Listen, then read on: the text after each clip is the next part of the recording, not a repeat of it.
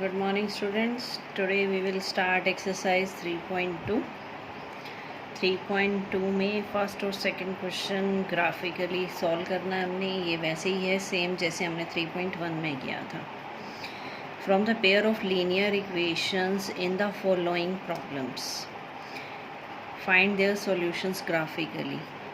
आपको इसमें graphically solution निकालना है. अभी तक फर्स्ट एक्सरसाइज में हमने किया था, सिंपल ग्राफ बनाया था, सॉल्यूशन नहीं निकाला था. अब ग्राफ से एक स्टेप और आगे जाना है, सॉल्यूशन निकालना है. बहुत इजी है, ध्यान से देखना. फर्स्ट है हमारे पास 10 students of class 10 took part in mathematics quiz. If the number of girls is 4 more than number of boys, find the number of boys and girls who took part in the quiz. तो क्या given है हमें जो find करना है वो है number of boys and number of girls. तो जो फाइंड करना है वही लेट करना है आपको. लेट नंबर ऑफ़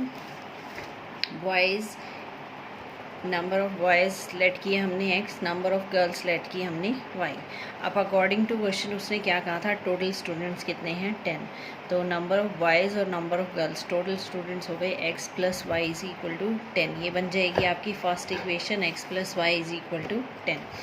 सेकेंड में क्या गिवन था हमें, number of girls is 4 more than number of boys. Number of girls is आ गया, नंबर ऑफ़ गर्ल्स कितनी है y. इज़ आ गया तो इक्वल टू का साइन लग जाएगा हमारे पास. तो number of girls is 4 more than number of boys. तो ये हो जाएगा y = x + 4. तो हमारे पास दो इक्वेशन बन गई, x + y = 10, y = x + 4. अब इक्वेशन 1 और 2 का ग्राफ बनाना है, जैसे हमने पहले किया था बिल्कुल वैसे ही सॉल्व करना है. फर्स्ट इक्वेशन है x + y = 10. अब हम इसको सॉल्व करेंगे तो x की वैल्यू निकाली 10 - y. अब y की कोई भी 3 वैल्यू पुट करेंगे. यहाँ पुट की हमने 2, 4, 6. y की वैल्यू 2 पुट करेंगे तो x 8 आ जाएगा. y की वैल्यू 4 पुट करेंगे तो 6. इसी तरह y की वैल्यू 6 पुट करेंगे तो x की वैल्यू 4 आ जाएगी. तो हमने 3 पेयर बना लिए यहाँ पर x, y और z में. तो ये जो 3 पेयर बने हैं ये क्या बने हैं, पहली वैल्यू हम हमेशा x की लिखते हैं, दूसरी y की. तो पहला बन गया आपका 8, 2. सेकेंड बन गया हमारा 6, 4. और थर्ड बन गया हमारा x, 4 और y, 6. इसी तरह हमने थर्ड इक्वेशन में लेना है, सेकंड इक्वेशन में सॉरी, y = x + 4. तो y = x + 4 इक्वेशन है आपकी. यहाँ पर हम वैल्यू पुट करेंगे और x की वैल्यू 2 पुट की तो ये हो जाएगा 2 + 4, y = 6. इसी तरह x की वैल्यू हमने 4 पुट की तो ये हो गया y = 4 + 4, 8. x 6 पुट किया तो ये वैल्यू आ गई. अब कोऑर्डिनेट्स क्या बनेंगे इसके, हम कोऑर्डिनेट्स बना लेते हैं. पहले हमेशा x की वैल्यू लिखनी है, फिर हमेशा y की लिखनी है. x 4 है, y 8 है, यहाँ पर x 6 है, y 10 है. और तीसरा कोऑर्डिनेट था हमारे पास, तीसरे कोऑर्डिनेट में जो x की वैल्यू थी वो थी 2 और y की वैल्यू थी 6. तो ये कोऑर्डिनेट्स बन गए. अब ग्राफ कैसे बनाना है आपको, बिल्कुल वैसे ही जैसे हमने फर्स्ट एक्सरसाइज में बनाया था, 9th में भी बनाए हैं हमने. x एक्सिस और y एक्सिस, यहाँ x positive, x negative, y positive, y negative. तो पॉइंट्स प्लॉट करने हैं आपको. मैक्सिमम देख लेना है वैल्यू कितनी है. तो मैक्सिमम वैल्यू y की है 10. तो 2, 2 का गैप ले लिया हमने, 2, 4, 6, 8, 10, 12. यहाँ पर भी 2 का गैप हो जाएगा, 0, 2, 4, 6, 8, 10, 12. तो पॉइंट्स प्लॉट करने हैं जैसे इसमें फर्स्ट इक्वेशन में था 8, 2. तो x की वैल्यू 8, y की वैल्यू 2. फिर था 6, 4, x 6, y 4, x 4, y 6. तो ये तीनों लाइन को आप पॉइंट्स को ज्वाइन कर देना है. ये फर्स्ट लाइन का ग्राफ, यहाँ फर्स्ट ज़रूर डालना है ताकि कन्फ्यूज़न ना हो, फर्स्ट लाइन का ग्राफ कौन सा है और सेकंड लाइन का ग्राफ कौन सा है. चाहे यहाँ डाल दे चाहे यहाँ डाल दे, या इक्वेशन भी लिख सकते हैं आप. इसी तरह सेकंड का ग्राफ था, पॉइंट था 2, 6, x की वैल्यू 2, y 6. फिर आ जाएगा हमारे पास x 4, y 8, x 6, y 10. ये आ गया हमारा सेकंड का ग्राफ. अब सॉल्यूशन कैसे फाइंड करना है, इसमें हमने सॉल्यूशन ग्राफ से कैसे फाइंड करना है, ये दोनों जहाँ पर भी मीट करेंगे तो इन दोनों ने इस पॉइंट पर मीट किया। ग्राफिकली देखना आपको, यहाँ पर अब आपको ये देखना है कि x कितना है और y कितना है। यहाँ से आप x देखेंगे नीचे कि x एक्सिस पर कितना पॉइंट है, तो ये 2 और 4 का बिल्कुल मिडिल पॉइंट है। तो 2 और 4 का मिडिल पॉइंट है, तो इसका मतलब यहाँ पर x कितना हो जाएगा 3। तो ये कोऑर्डिनेट जो मैं है यहाँ एरो डाल के लिख रही हूँ, वहाँ स्पेस नहीं है, तो x की वैल्यू आ गई यहाँ पर 3। अब y चेक करते कितना है, तो यहाँ से y एक्सिस पे जाएंगे तो ये 6 और 8 का मिडिल पॉइंट है यानी 7, तो ये आ गया 7। अब x आ गया आपका 3 और y आ गया आपका 7। इसका मतलब x क्या माना था हमने, x माना था हमने नंबर ऑफ बॉयज़, तो बॉयज़ आ गए हमारे पास 3 और गर्ल्स आ गई 7। ये सॉल्यूशन हो जाएगा। अब सेकंड क्वेश्चन पे चलते हैं। सेकंड में क्या है हमारे पास, 5 pencils and 7 pens together cost 50, 7 pencil 5 pens together cost 46, find the cost of 1 pencil and that of 1 pen। तो आपको एक पेन और एक पेंसिल की कॉस्ट निकालनी है, तो यही कंसीडर करेंगे हम। कंसीडर करेंगे let the cost of 1 pencil is equal to rupees x, let the cost of 1 pen is equal to rupees y। तो अकॉर्डिंग टू क्वेश्चन क्या था, 5 पेंसिल और 7 पेन की कॉस्ट है रुपीज़ 50। तो 5 पेंसिल यानी 5x, 7 पेन की कॉस्ट 7y, तो टोटल कॉस्ट है 50। तो 5x प्लस 7y हो गया रुपीज़ 50। इसी तरह सेकंड सिचुएशन के अकॉर्डिंग था, 7 पेंसिल और 5 पेन यानी 7x plus 5y, total cost थी 46। एक पेंसिल की कॉस्ट x है, तो 7 पेंसिल की हो जाएगी 7x। एक पेन की कॉस्ट y है, तो 5 पेन की हो जाएगी 5y, टोटल कॉस्ट उसने दे रखी थी 46। अब ये दो इक्वेशन बन गई, 5x plus 7y 50, 7x plus 5y 46। अब इसी तरह हमने दोनों इक्वेशन का ग्राफ बनाना है। x की वैल्यू निकाल ली y की फॉर्म में, या y की वैल्यू निकाल ली x की फॉर्म में। तो y की वैल्यू पुट की यहाँ पर 5, 10 और यहाँ से हमने फाइंड की x की वैल्यू। इसी तरह यहाँ पर सेकंड इक्वेशन में x की वैल्यू निकाली y की फॉर्म में, 2 वैल्यू पुट की हैं और 2 वैल्यू यहाँ निकाली है। तो ये कोऑर्डिनेट्स बन जाएंगे आपके x y में। अब ये कोऑर्डिनेट्स जो बने हैं, x की वैल्यू 3 है, y 5 है जैसे, तो ये यहाँ पर प्लॉट करने हैं।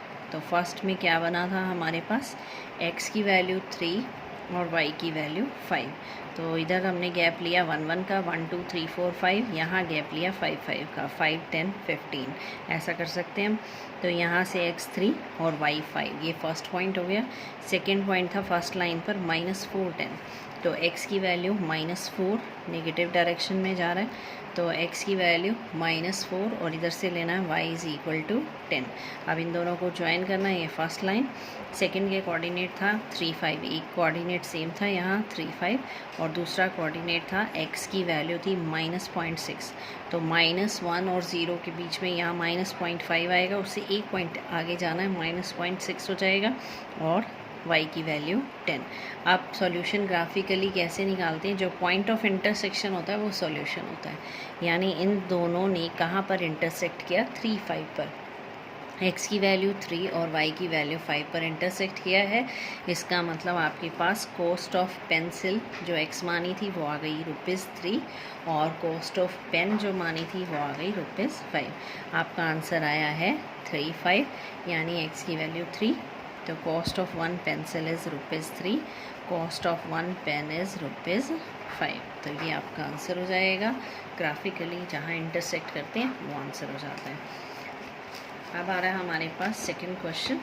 सेकंड में क्या है, ऑन कंपेयरिंग द रेशोज़ को कंपेयर करना है। You have to find whether these lines are intersecting, parallel और कोइंसिडेंट। तो 3 टाइप की लाइंस हैं, हमने फर्स्ट में भी डिस्कस किया था। अब आपको 3.2 में ये एक स्टार्टिंग में आपको बनाना है।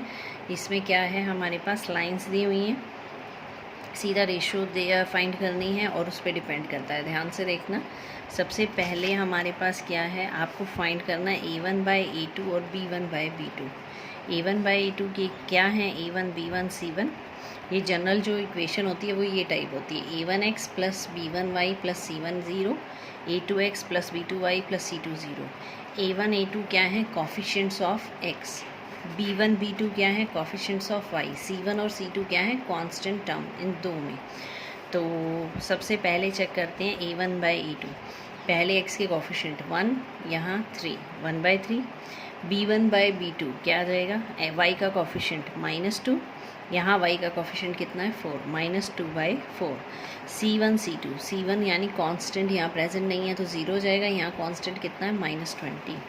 तो यहाँ पर आपने देखा A1 by A2 is not equal to B1 by B2। इसका मतलब लाइंस कैसे हैं, इंटरसेक्टिंग, इंटरसेक्ट करेंगी तो इसका मतलब क्या होगा, exactly one solution, unique solution बोलते हैं हम। नेक्स्ट में है, अगर आपकी ये तीनों रेशो इक्वल आ जाती हैं, A1 by A2, B1 by B2, C1 by C2, तो ये कोइंसिडेंट लाइंस हो जाएंगी। कोइंसिडेंट का मतलब जो एक का सॉल्यूशन होगा वो दूसरे का हो जाएगा, तो इनफाइनाइटली मैनी सॉल्यूशंस हो जाएंगे। थर्ड आ रहा है, फर्स्ट टू तो रेशो इक्वल है, थर्ड इक्वल नहीं है, तो पैरेलल लाइंस हो जाएंगी जो नो सॉल्यूशन देगा। पैरेलल लाइंस का मतलब नो सॉल्यूशन। अब एक बार आपको दोबारा रफली बता रही हूँ, ध्यान से देखना। हमारे पास एग्जांपल हैं कैसे हम लेंगे इसको। तो हमारे पास तीन चीज़ें हैं, तीन टाइप की लाइंस होती हैं। फर्स्ट वन होता है हमारे पास इंटरसेक्टिंग लाइंस। तीनों का सॉल्यूशन दे रही हूँ, ध्यान से देखना। तीन टाइप हैं हमारे पास। फर्स्ट वन है हमारे पास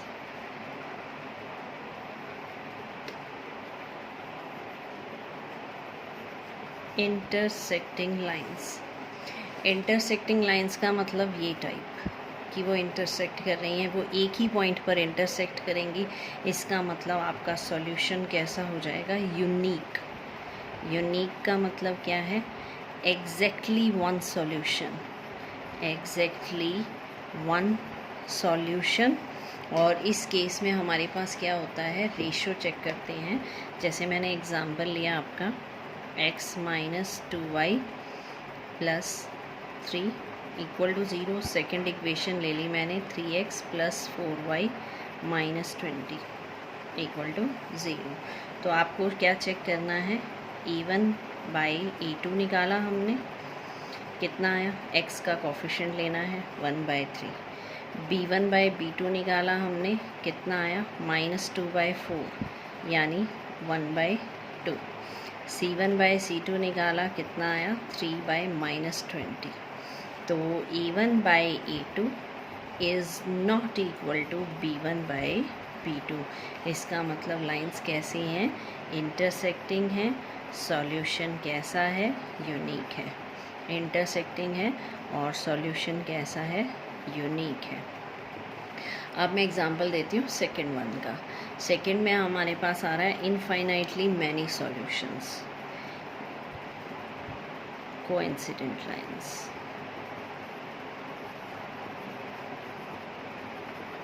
कोइंसिडेंट लाइंस कैसी होती हैं, जैसे हमने ग्राफ बनाया, एक का ग्राफ बना ऐसे, दूसरे भी सेम ही पॉइंट आ गए आपके और दूसरी लाइन भी यहीं पर आ गई इसी लाइन पर, तो ये होती है कोइंसिडेंट लाइंस।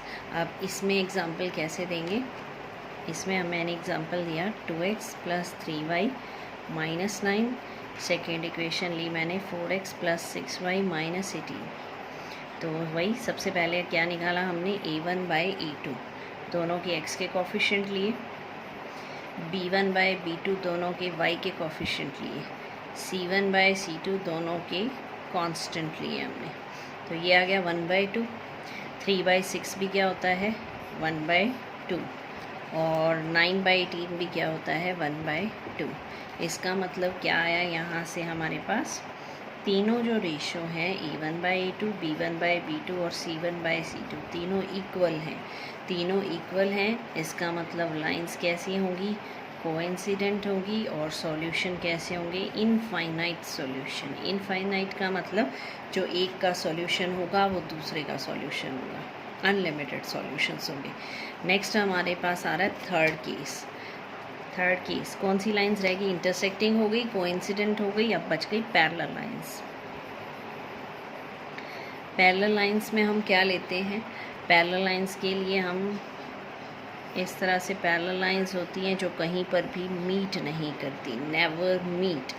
तो एग्जांपल लिया मैंने x + 2y - 4 और 2x + 4y - 12। अब वही 3 रेशो निकालनी है आपको। A1/A2 कितना बनेगा 1/2, B1/B2 कितना बना 2/4 यानी 1/2, C1/C2 कितना बना -4/-12 यानी 1/3। तो क्या आ गया हमारे पास A1/A2 equal to B1/B2 but not equal to C1/C2। इस केस में क्या हो जाएगा हमारे पास लाइंस पैरेलल हो जाएंगी और नो सॉल्यूशन हो जाएगा। नो सॉल्यूशन का मतलब इनमें कोई भी कॉमन सॉल्यूशन नहीं होगा, क्योंकि पैरेलल लाइंस कहीं भी मीट नहीं करती हैं, इसलिए इनमें कोई भी कॉमन सॉल्यूशन नहीं होगा। तो मेन 3 चीज़ें हैं, ध्यान से देखना, एक बार रिपीट कर रही हूँ। सबसे पहले क्या था, आपको रेशोज़ निकालनी, x के कोफिशिएंट्स की, y के कोफिशिएंट्स की और कांस्टेंट टर्म्स की। अगर पहली 2 रेशो इक्वल नहीं है तो लाइंस इंटरसेक्टिंग है और सॉल्यूशन यूनिक है। स्टेप नंबर 2, अगर तीनों रेशो इक्वल हैं, तीनों तो कोइंसिडेंट लाइंस हैं और कैसे सॉल्यूशन है, इनफाइनाइट सॉल्यूशन है। अगर तीनों में से फर्स्ट 2 रेशो इक्वल हैं, थर्ड वन इक्वल नहीं है, तो लाइंस पैरेलल हैं और इस केस में क्या है हमारे पास नो सॉल्यूशन। नो सॉल्यूशन का मतलब कोई भी कॉमन सॉल्यूशन नहीं है। तो ये 3 टाइप हैं, पहले इनको अच्छे से करें फिर एक्सरसाइज के क्वेश्चंस करेंगे, क्योंकि ये क्लियर हुआ तो ही आपको एक्सरसाइज के क्वेश्चंस क्लियर होंगे। Thank you.